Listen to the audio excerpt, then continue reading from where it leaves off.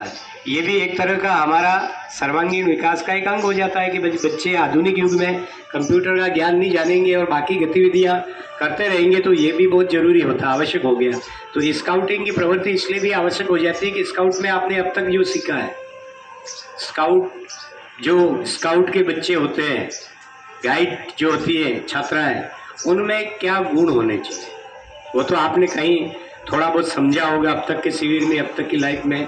समझा होगा कि स्काउटर समर्पित होता है, वफादार होता है, विश्वसनीय होता है, समाज सेवी होता है ना, भाईचारे की भावना होती है, नेतृत्व करने की क्षमता होती है। ये सारे गुण जब तक विकसित नहीं होंगे तो हम सिर्फ रोबोटिक ढंग से डेवलप हो जाएंगे। इन्हें बहुत सारे जो ज्ञान है वो हम किताब से प्राप्त कर लेते हैं, लेकिन हम अगर सामूहिक रहना सीखे ही नहीं है तो हम में वो विकास से सीखते हुए आगे बढ़ जाए। एक कॉलेज में अंग्रेजों के टाइम की एक बुराई शुरू हुई थी, जिसे बुराई कहा जाता है क्योंकि उसकी उपयोगिता नहीं थी। कोई बच्चा अपने घर पे रहकर भी पढ़ता है, कॉलेज तक चला जाता है, कभी उसने संघर्ष नहीं किया है, माता पिता के लाड में रह करके कॉलेज तक चला जाता है